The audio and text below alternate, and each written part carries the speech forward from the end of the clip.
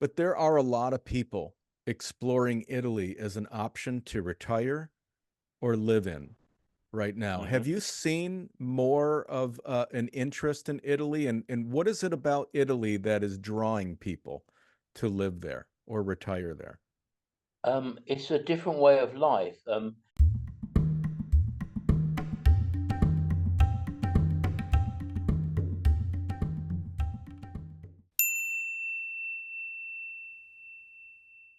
Today, we're going to head over to Umbria, Italy, with my Mhm. new friend Kevin Swain. Kevin, how are you?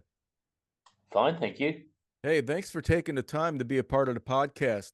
Kevin, you've been living in Umbria, Italy for how long now? I've been full time here for not that long, but a bit less than 3 years. But I've owned my house here for 20 years, and I've been coming backwards and forwards, and now I've retired. I'm here full time. Okay, great. Well, tell people a little bit about who you are, where you're from, and how you chose Italy. Um, I'm from the UK. Obviously, I was born in the West Country.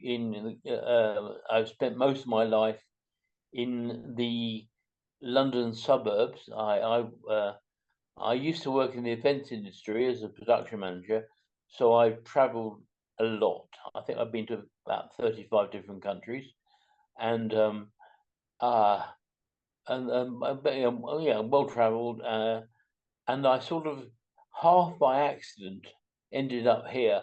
Um, about 20 years ago, I was very stressed out and looking for something uh, uh, slightly less stressful.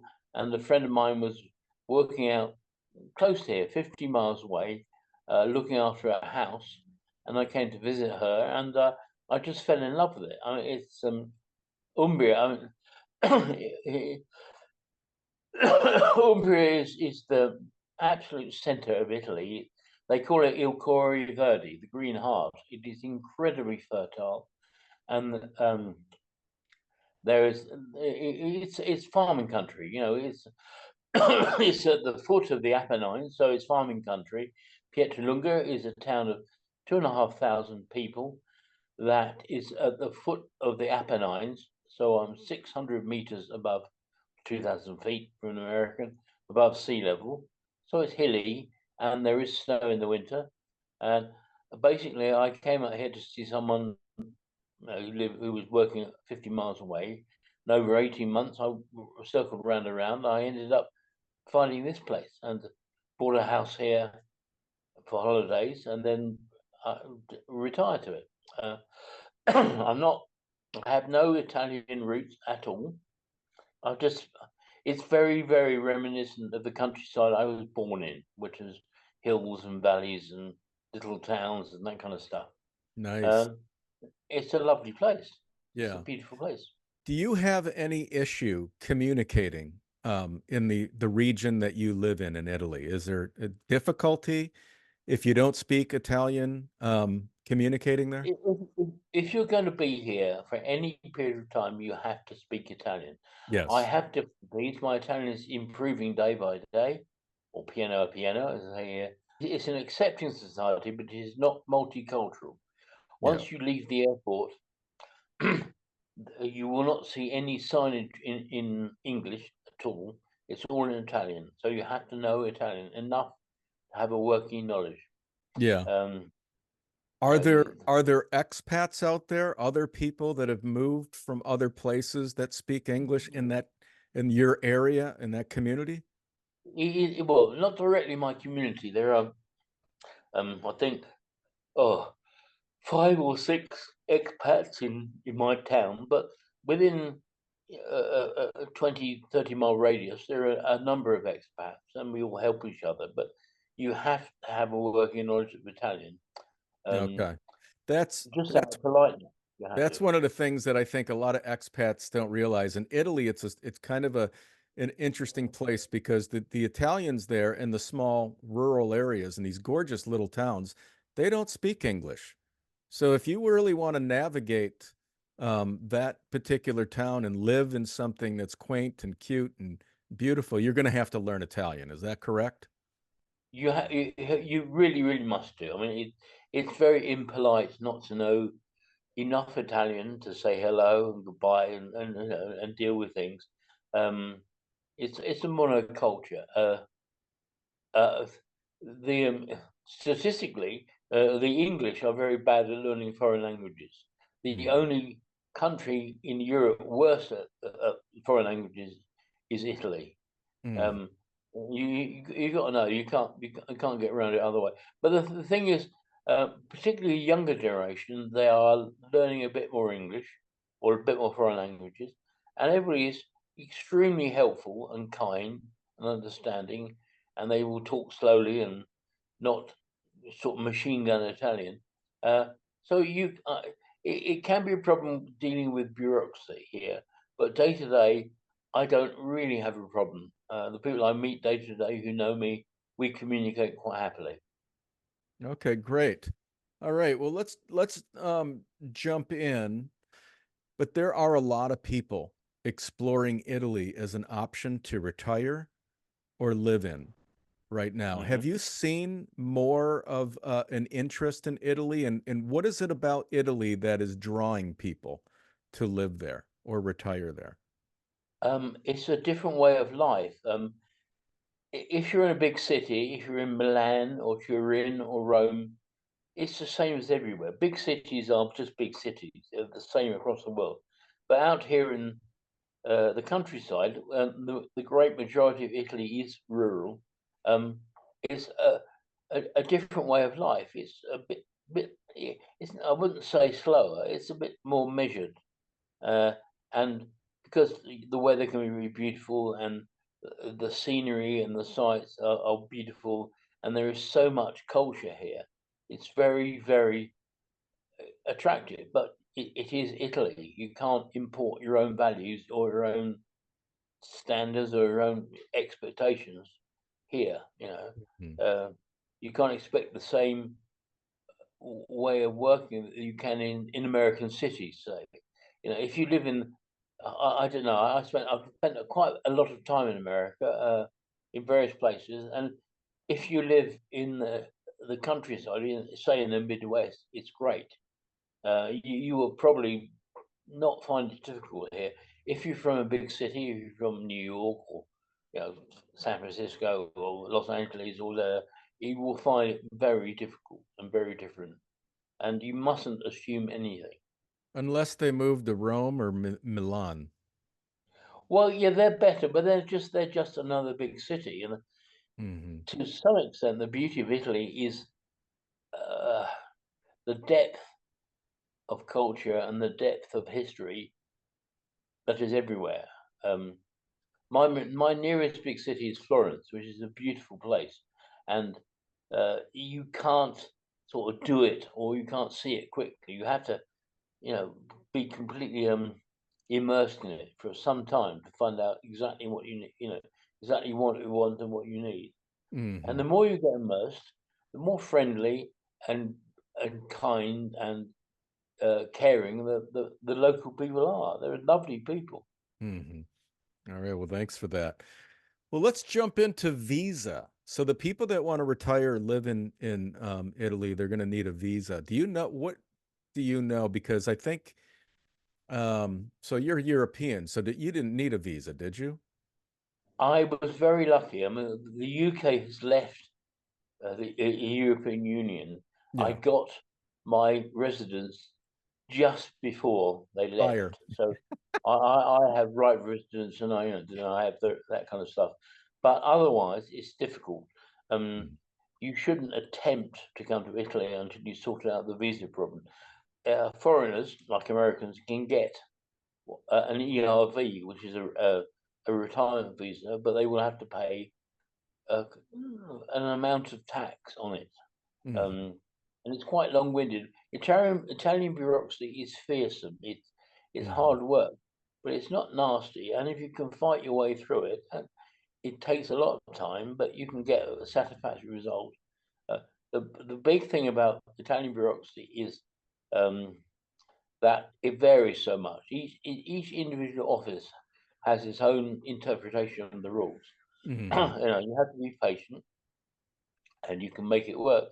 And the big thing is, uh, this is a country that isn't so online as other countries.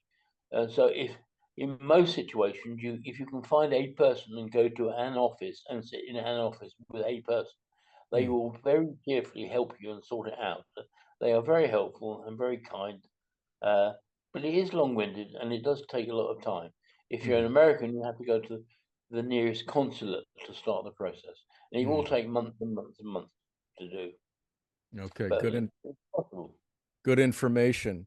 Okay, so in Umbria, you're right. It's a beautiful region of Italy. We will definitely have a map up so people can see exactly where it's at. What do flats go for? What can people that are interested in living there, retiring there, what can they find a rental for starting out? Is it affordable? It will. It all depends what you're used to. I mean, you can get an affordable apartment for starting at 600 or 700 euros a month plus all the utility bills. They go up and up there. If you want a very beautiful, completely restored villa with a pool out in the countryside, it's going to cost you 2 or 3 thousand euros a month. Um, and that's off the top of my head. It's so variable. It's so dependent on what locality you're in, and you have to do a lot of research and spend a lot of time to find out the right things, because the things that will come up as immediately available will always be, as you know, with the most expensive. So you can't just come here for a week or two and decide in the town and that's it. I would suggest that someone came here for 3 months, three monthly visits and explore the place and work out where they want to be, and talk to the locals and talk to the local community, who are all very accessible, and work it out from there. Yeah, it's all very possible, but it does take a long time. Well, Kevin, would you say that on the low end you can get a decent, comfortable apartment for 600 euros? Well, it starts there, but you have to work to local standards. For instance, because Italy is not an energy-rich country, um, most houses have a very limited electricity supply, and you won't get air conditioning to start with. Um, so you've got to realize you're in a different country and it's different standards, and you can get a clean, decent, basic apartment for that kind of money. But if you want something grand and wonderful, it's going to cost more. It might cost twice that Sure. much. And you Um, said that the 700 that includes utilities? no, it doesn't. No, It does no. not. Okay. So what are utilities that you pay and typically what do they cost per month? I'm lucky enough to live in on the outskirts of a town, so I have access to all main utilities. If you're out in the countryside, you might have to have a gas tank, or you might not get main electricity. You might have to have all those things sorted out. I pay, roughly speaking, it varies from season to season. I pay 70 to 80 euros every 2 months for electricity. I pay between 60 and 150 euros every 2 months for gas, depending on how much gas I use for heating. And the water supply is again of 60 to 70 euros for 2 months. Okay. And how about Wi-Fi and cell phone? What do you pay for those? I still have a UK cell phone because I get all the roaming stuff for free included. Um, but you can get a cell phone here. The first thing is the majority of people here don't have contract cell phones. They're all pay as you go. Okay. Contract's quite unusual, and you pay depends how many calls you make, where you make calls to. I don't pay extra for any calls in the EU, but I pay extra for calls that go to America, and Hmm. I pay 65 euros a month for unlimited calls in Europe, unlimited text, 150 gig of mobile data. That's quite expensive, but it's what I need. Um, Telephones. If you want to get Uh, well, if you want to get internet, you can get it for about 25 to 30 euros a month, either through the the phone line or through a satellite link. I'm lucky here because the first ever high-speed fiber in Umbria goes past my front door. So Nice. yeah, nice, yeah. That's about to get connected. And that will be what's it going to be 30? That'll be 26 euros a month. Okay. All right, let's touch on groceries. People are interested in learning about what it costs for groceries over there. Just approximate, what do you spend per month on groceries? Or go ahead. It really depends. For me on my own, which is most of the time, the reality is the good healthy stuff, the vegetables and the rice and the more local stuff is not expensive. Um, I spend about, I don't know, between 80 and 100 euros per week, and I have two lots of vegetables every week that are delivered to me. Um, if you go into fancy stuff, um, it can get to be a lot more. Alcohol is really cheap. Uh, I can get a liter of local wine in a carton for €2. Um, the local produce and again local vegetables, local stuff is very good value for money, very healthy, not expensive. If you go to processed food or anything specialized, it gets a bit more expensive. But you can eat here healthily and well for a lot less than you could in the UK. You pay approximately 320 to 400 per month. Yeah, Would you? 400 a month would be pretty luxurious. I could get a lot of good stuff for that. 320, yeah, it's more than doable. More than doable. Yeah. Okay, cool. All right. So, what do you guys do for fun out there for entertainment? What are the restaurants like? I mean, in when you think of restaurants, like a local neighborhood Italian restaurant, what can you get a meal for out there? Depends what you want to spend. I can get a pizza delivered to me for €6, Oh, nice. and a really, really, really good pizza. Um, uh, they um, they don't do what you would call deep pan pizzas or deep crust stuff. It's all it's basically the base is crisp bread and Mm. effectually, and then because it's cooked so quickly and so hot, the pizza arrives at you still hot, and most of the toppings are still molten and liquid. That's good. Or you can go up to more than that, but certainly in my area, if you want to go out, two people want to go out and eat themselves to a standstill and drink, you know, a liter of wine, you can do it for €50 all in. Salads, steak, dessert, bottle of wine, a bottle of mineral water. €50 will always cover you for a good night out. Do they have any like cheap eat Italian restaurants around there where you can go for and get a really good lunch or something? That's Yeah, you really. can do it. Most of them do cheap eats. There's no fast food. I mean, the nearest McDonald's is 40, 50 miles away. Um, you can go again. Uh, you can get cheap food. In my village, there's a place that does takeaway pasta. They makes his own pasta, and you can go and get a dish of pasta, and you can pay €6 or €7 for a big healthy tray of pasta. Uh, Yeah, the cheapish eats. I mean, not fast food. There's no nasty fast food at all. Yeah, yeah. That's good. That's good. So, okay, in Umbria, how do you guys get around out there? I'm guessing Well, where in the I am, rural area you need a vehicle. you need a vehicle. I mean, in my hill village, hill town, there are 3 buses a day, and they are basically timed for the school. So at 7:30 in the morning, and then sort of lunchtime-ish, and then mid late afternoon. So you really need a car. There are no taxis. People give rides to everybody else. You can get there, do taxi rides, but there's no big taxi service. If you go down the hill where I am, down the mountain to the local bigger town, there's a train station there, and the trains are Well, they're excellent. They're not expensive. They're very reliable. They run on time, and they're a really good way to see the country. You know, Mm. you get these in my local town, well, the local town with the train station. You can get on a train and it wanders through the countryside, little rail car. It's always there within 5 minutes of its due time, and you can watch out the windows and just look at it. The intercity trains are still very good.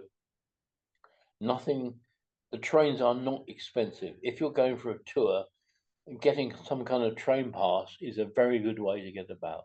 Oh, yeah. How much typically is a train pass? I don't know.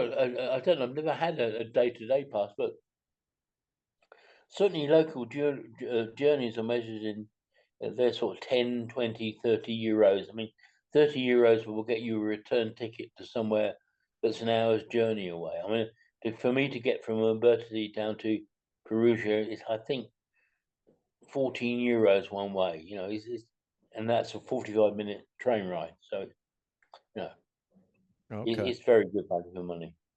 And where is that you were going to? You were leaving, departing from where and going to where? The nearest station to me is in a place called Umbertide, which is about 20 kilometers down the hill. And that's a town of, I think, 15,000 people that has every possible facility. The local big city is Perugia, which is the Perugia. regional capital, yeah? Okay. Perugia. And that is about 45 minutes away from Umbertide. And that is a city that has university and it has everything. And that's where the local airport is. Okay, cool. All right. Okay, well, Kevin, what can you tell us about healthcare in Italy?